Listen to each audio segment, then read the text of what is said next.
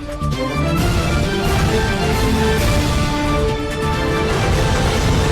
हैं यू भारत, हर वक्त सच के साथ। नमस्कार, आप देख रहे हैं यू भारत और मैं हूं आपके साथ मनीषा पाटीदार। रुक करेंगे आज की हेडलाइंस की ओर। बेमौसम बारिश से किसानों को हुए नुकसान की भरपाई करेगी सरकार, खराब फसलों के सर्वे और वीडियोग्राफी के निर्देश। खंडवा लोकसभा सीट पर आदर्श आचार संहिता का उल्लंघन, बीजेपी प्रत्याशी नहीं मान रहे चुनाव आयोग की बात। सपाक्स ने खोला सहारा समूह के खिलाफ मोर्चा, सरकार से की जमाकर्ताओं को पैसे दिलाने की मांग। बांग्लादेशी हिंसा से विश्व हिंदू परिषद नाराज, भारत सरकार से समुचित कड़े कदम उठाने को कहा।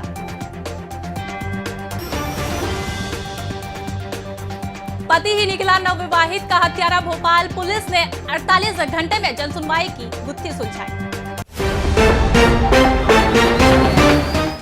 अब खबरें विस्तार से।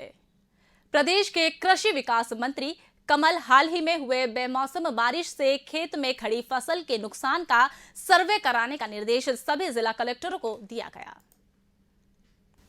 भोपाल में उन्होंने कहा कि खेत में खलियान में और तैयार फसलों के नुकसान की वीडियोग्राफी होगी और पंचनामा भी बनेगा। इसकी एक प्रति किसानों के पास रहेगी, एक प्रति पंचायत और एक प्रति बीमा कंपनी को दी जाएगी, जिससे किसानों को हुई क्षति की भरपाई की जा सके। उन्होंने जिला कलेक्टरों को सर्वे और वीडियोग्राफी के काम में देर नहीं करने के निर्देश दिए।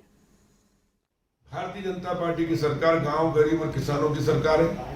किसानों का संकट हमारा संकट है और इसलिए हमने निर्देश दिए सभी कलेक्टर्स को कि बेमौसम ये बारिश हुई है, इस बारिश से किसान की खड़ी फसल खराब हुई है, कटी हुई फसल खराब हुई है, निकली हुई फसल खलियान में खराब हुई है।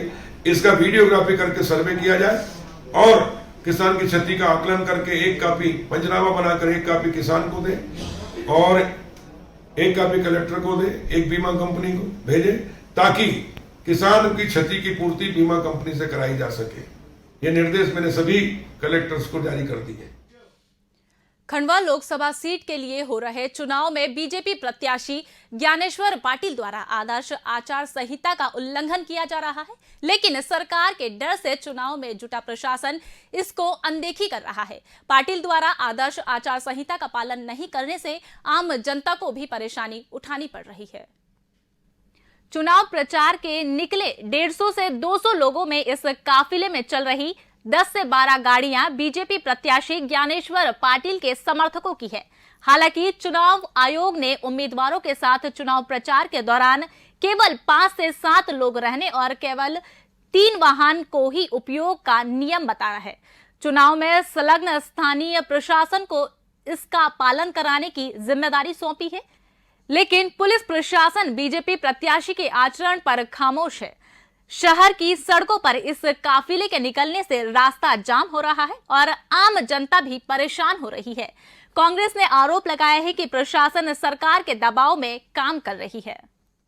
चुनाव आयोग के नियमों का खुला उल्लंघन भाजपा के द्वारा किया जा रहा है। चुनाव के प्रत्याशी के साथ में मात्र 2 गाड़ी की स्वीकृति है चुनाव आयोग के हिसाब से और 5 से 10 लोग साथ में चल सकते हैं। यहाँ पूरा हुजूम और जलसा साथ में चल रहा है और गाड़ियों का बहुत बड़ा काफिला चल रहा है। चुनाव आयोग का खुला उल्लंघन है और जिला प्रशासन खुले रूप से भाजपा के प्रत्याशी को साथ दे रहा है, जो कि चुनाव के साथ में निष्पक्षता और पारदर्शिता के लिए गलत है, लोकतंत्र के लिए गलत है। जिला प्रशासन को ऐसी कार्रवाई करना एक निंदनीय है और मध्य प्रदेश की भाजपा सरकार चुनाव को निष्पक्ष और पारदर्शी होने में से रोक लगा रही है, जो कि हम इसकी कड़ी निंदा करते हैं और चुनाव आयोग से इसकी शिकायत भी करेंगे लिखित में। सपाक्स की प्रदेश इकाई ने सहारा इंडिया समूह पर प्रदेश की भोली भाली जनता के करोड़ों रुपए डकार कर बैठने का आरोप लगाया है। पार्टी के प्रदेश अध्यक्ष सुरेश शुक्ला ने कहा कि प्रदेश की संवेदनशील सरकार के मुखिया शिवराज सिंह चौहान लूटी पीटी गरीब जनता को न्याय न दिला सके और चुप्पी साधे बैठे हैं।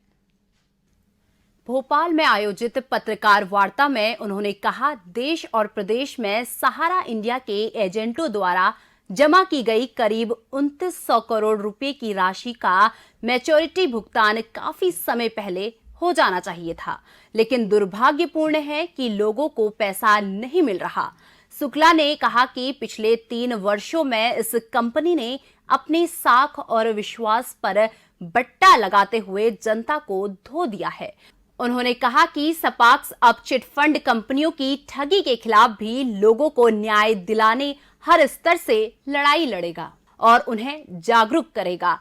शुक्ला ने प्रदेश सरकार को 15 दिन का समय देते हुए निराकरण नहीं होने पर तहसील स्तर पर जाकर धरना प्रदर्शन व आंदोलन करने को कहा।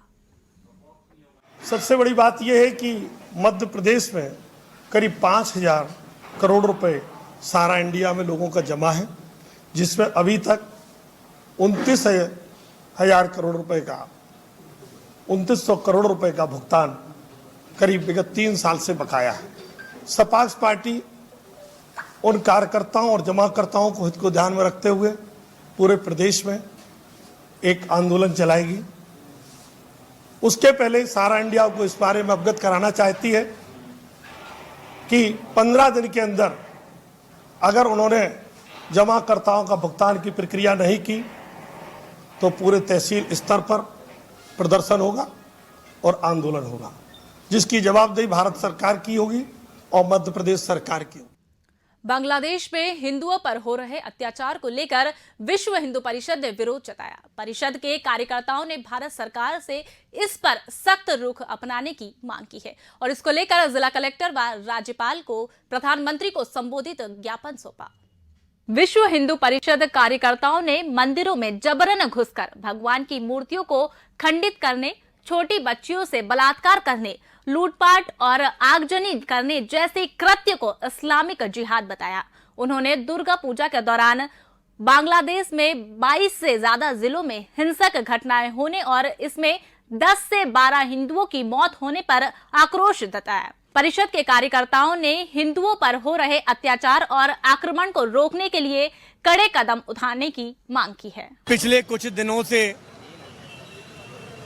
हम देख रहे हैं अफगानिस्तान में जो एक आक्रमणकारी बर्बरता पूर्वक जो काबिज हुए हैं तालिबानी, और तालिबानी सरकार वहां पर जब से आई है, जब से वो पाकिस्तान हो, बांग्लादेश हो या ये तो भारत के ही बंगाल के कुछ जिले हों, वहां पर हिंदुओं पर अत्याचार बड़े हैं। अभी कुछ दिनों में 9 दुर्गा के बीच में ही बांग्लादेश के अंदर वहां पर सैकड़ों की तादाद में करीब 150 से ज्यादा दुर्गा पंडालों में आग लगा दी गई। वहां पर मां दुर्गा की मूर्ति को अपमानित करते हुए तोड़ दिया गया। 10 से 12 हिंदुओं की जघन्य हत्या कर दी गई। नाबालिग बेटियों के साथ में रेप की घटना हुई। कई महिलाओं के साथ में अत्याचार हुए। ये घटनाएं दर्शाती हैं कि बांग्लादेश के अंदर, पाकिस्तान के अंदर और बंगाल जैसे कुछ प्रदेशों के अंदर हिंदू सुरक्षित नहीं। वक्त हो चला एक छोटे से ब्रेक का, मिलते हैं ब्रेक के बाद।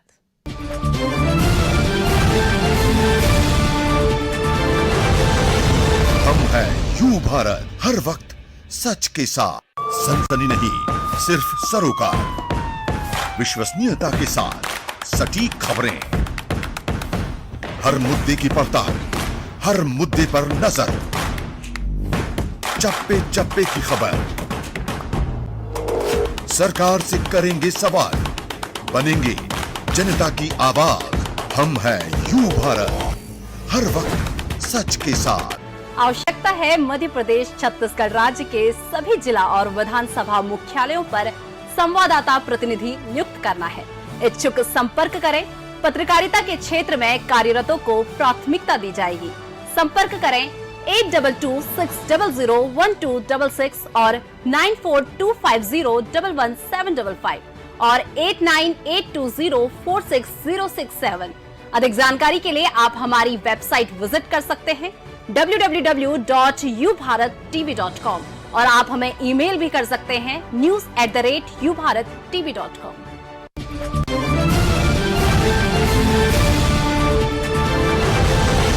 हम हैं यू भारत, हर वक्त सच के साथ। ब्रेक के बाद दोबारा स्वागत है आपका। बढ़ते हैं खबरों की ओर। दिल्ली स्थित अखिल भारतीय आयुर्विज्ञान संस्थान यानी एम्स में रामलीला का मंचन कर भगवान राम, सीता और अन्य पात्रों का मजाक उड़ाने का मामला तुल पकड़ता जा रहा है। हिंदुवादी संगठन देश भर में एम्स के छात्रों की इस करतूत का विरोध कर रहे हैं। इसी कड़ी में भोपाल में भी अखंड रघुवंशी समाज संगठन के कार्यकर्ताओं ने एमपी नगर थाने पहुंचकर टीआई को ज्ञापन सौंपा। समाज के लोगों ने पौराणिक पात्रों और भगवान श्री राम का उपहास उड़ाने के साथ रामलीला के मंच में अपशब्दों का प्रयोग करने का विरोध किया और दोषियों के खिलाफ एफआईआर दर्ज करने की मांग की। समाज के लोगों का कहना है कि मध्य प्रदेश में 0 पर एफआईआर दर्ज नहीं की गई तो संगठन पूरे प्रदेश में बड़ा आंदोलन चलाएगा। उन्होंने समाज के हजारों कार्यकर्ताओं द्वारा दिल्ली में एम्स जाकर इस घटना का विरोध करने को कहा। मैं इसमें सभी हिंदू समाज की ओर से एक बात रखना चाह रहा हूं कि रघुवंशी समाज भी हिंदू समाज का हिस्सा है। तो मेरा ये कहना है, निवेदन है राष्ट्रद्रोहियों से कि वो सतर्क हो जाएं। हम चुनौती देते हैं उनको कि एफआईआर तो एक माध्यम है, अनुशासित हमारा एक तरीका है। जरूरत पड़ेगी तो पूरी ट्रेन भर के और पूरे राम भक्त लोग, पूरे हिंदू लोग हम दिल्ली जाएंगे और दिल्ली में प्रधानमंत्री जी से मिलकर के, गृह मंत्री जी से मिलकर के, और इन सब लोगों पे हत्या का केस दायर होना चाहिए। क्योंकि यदि हिंदू समाज के धर्म को, सनातन धर्म को, चाहे वो रघुवंशी समाज या कोई भी जाति वर्ग के हों, यदि इस तरह से आपत्तिजनक रामलीला में दिखा रहे हैं, वो फिल्मों में दिखा रहे हैं, तो मैं चेतावनी देना चाहता हूँ ये रामलीला मंचन वाले कलाकारों को, उनके संचालकों को और इन लोगों के पीछे जो राष्ट्र विरोधी ताकत है उन लोगों को हम चुनौती देना चाहते हैं कि रघुवंशी समाज तो हिंदू समाज के लिए खड़ा ही है, पूरा हिंदू समाज भी हमारे साथ एकजुट है। हम बैठक लेंगे सभी समाजों के प्रतिनिधि को बुला करके। नवयुवक अहिरवार समाज के चुनाव में जनजागृति पैनल से गोविंद कहारे विजय हुए। अध्यक्ष पद के लिए चुनाव के दौरान लगभग 3,300 वोट डाले गए। इसमें से जनजागृति पैनल से अध्यक्ष पद से उम्मीदवार गोविंद कहारे को 1219 वोट मिले। अध्यक्ष बनने के बाद गोविंद कहारे ने समाज के सभी वर्गों का धन्यवाद देते हुए जीत को सम्मान की जीत बताया। उन्होंने कहा कि वे समाज के लोगों को सरकार की योजनाओं का लाभ दिलाएंगे। उन्होंने स्वजातीय लोगों से समाज के साथ ताल से ताल मिलाकर चलने और समाज को एक नई ऊर्जा देने की अपील की। उन्होंने बीजेपी के पूर्व मंत्री उमा शंकर गुप्ता के घर जाकर उनका आशीर्वाद भी लिया। सामाजिक कामों में चुनाव में जीतना ये कहीं ना कहीं समाज का आपके प्रति विश्वास का द्योतक है। इन बंधुओं ने लगातार वर्षों तक समाज की सेवा में काम किया है, निस्वार्थ भाव से काम किया है और समाज बंधुओं ने इनको चुनाव में विजय श्री दिलाई है। इसको विनम्रता से स्वीकार करें और जिन्होंने मत दिया उनका भी ध्यान रखिए, जिन्होंने नहीं दिया उनका भी ध्यान रखिए और सबको साथ में लेकर समाज को आगे बढ़ाने के लिए प्रयत्नशील रहिए। मैं सदैव आपके साथ हूँ। बहुत बहुत बधाई। नौगांव में ब्राह्मण समाज का दशहरा मिलन समारोह आयोजित किया गया। इसमें लोगों ने बड़ी संख्या में भाग लिया और एक दूसरे को विजयदशमी की शुभकामनाएं थी। नगर में बिलहरी रोड स्थित ब्राह्मण समाज भवन में यह कार्यक्रम आयोजित किया गया। कार्यक्रम की शुरुआत भगवान श्री परशुराम के चित्र पर माल्यार्पण और उनकी पूजा अर्चना से हुई। कार्यक्रम में संगीतमय सुंदरकांड का पाठ किया गया और हनुमान चालीसा का भी पाठ किया गया। बाद में भगवान परशुराम की आरती उतारी गई और प्रसाद का वितरण किया गया। इस दौरान मौके पर अखिल भारतीय ब्राह्मण एकता परिषद के प्रदेश संयोजक संजय शुक्ला, वरिष्ठ अतिथि छतरपुर के जिला अध्यक्ष वीरेंद्र तिवारी और जिला उपाध्यक्ष रामकृष्ण दीक्षित विशेष रूप से उपस्थित रहे। कार्यक्रम में वक्ताओं ने भगवान परशुराम के जीवन चरित्र पर प्रकाश डाला और लोगों से सद्भावना बढ़ाने की अपील की। ब्राह्मण समाज द्वारा दशहरा मिलन का आयोजन किया गया है और इस आयोजन में संपूर्ण छतरपुर जिले के जो ब्राह्मण समाज के प्रतिनिधि हैं वो यहाँ पर उपस्थित हुए हैं। मातृशक्ति भी यहाँ पर उपस्थित हुई है। दशहरा मिलन के साथ साथ ब्राह्मण समाज जो है, ब्राह्मण समाज की सांस्कृतिक, आर्थिक और जो है सामाजिक जो परिस्थितियां हैं उन परिस्थितियों पर हम सभी बैठकर चिंतन करेंगे, उन पर मनन करेंगे और आगे के लिए जो गतिविधियां हैं उन गतिविधियों से हम शासन और प्रशासन को एक संदेश देंगे कि ब्राह्मण समाज ने इस देश की संस्कृति के लिए, इस देश की साहित्य के लिए और इस देश की सुरक्षा के लिए बहुत योगदान दिया है। लेकिन आज ब्राह्मण समाज किन परिस्थितियों में जीवन यापन कर रहा है, ब्राह्मण समाज के लोग लगातार संघर्ष कर रहे हैं। उनका 2 दिन पल बुधनी के मिड घाट के पास संदिग्ध हालत में मिला शव भोपाल के कोलार थाना इलाके से 15 अक्टूबर को लापता हुई बैंक कर्मचारी की बेटी नैना का निकला। हत्या के एक आरोप में महिला के पति और बीजेपी युवा मोर्चा के पदाधिकारी रवि केतवास को पुलिस ने हिरासत में लेकर पूछताछ की तो उसने अपना जुर्म कबूल कर लिया। पुलिस पूछताछ में आरोपी ने बताया कि बदूनी इलाके के सलकनपुर मंदिर में दर्शन करने के बहाने वो अपनी पत्नी नैना उर्फ शिका को उसी की स्कूटी से ले गया था। लौटते समय उसने नैना की हत्या कर दी और उसी स्कूटी से वापस भोपाल लौट आया। भोपाल पहुंचते ही वह स्कूटी को आग से जलाकर घर चला गया। पुलिस ने इस पूरे मामले की जांच शुरू कर दी है। कोलार रोड भोपाल निवासी नैना उर्फ शिका पासवान की लाश बधुनी के मिड घाट पर मिलने से सनसनी फैल गई थी। उसने साल भर पहले नारियल खेड़ा निशांतपुर निवासी और खुद को भाजपा पदाधिकारी बताने वाले रजत कैथवास से प्रेम विवाह किया था। 1 महीने तक ससुराल में रहने के बाद वो मायके में अपने माता पिता के साथ रह रही थी। बताया जा रहा है कि ससुराल से आने के बाद नैना वापस नहीं लौटना चाहती थी। उसने अपने पति रजत के खिलाफ भरण पोषण का केस दर्ज करवा रखा था। शिखा 15 अक्टूबर की शाम वह अपनी मां माया से दुर्गा झांकी देखने की बात कहकर घर से निकली थी। वापस नहीं आने पर 16 अक्टूबर को परिजनों ने कोलार थाने में उसकी गुमशुदगी दर्ज कराई थी। पुलिस ने बताया कि युवती की बेरहमी से हत्या की गई थी। उसके शरीर पर चाकू से वार के साथ पत्थर मारे गए थे और उसका गला घोट दिया गया था। एएसपी राम सहनी मिश्रा ने बताया कि पूरे मामले की जांच की जा रही है। हत्या से 2 दिन पहले निशांतपुरा पुलिस ने मृतका की स्कूटी जली हुई हालत में मिली थी। पुलिस ने गौतम नगर नारियल खेड़ा में रहने वाले उसके पति को हिरासत में लेकर पूछताछ की तो पूरे मामले का खुलासा हो गया। इस बुलेटिन में फिलहाल इतना ही। तमाम अपडेट्स के लिए देखते रहिए यू भारत। नमस्कार।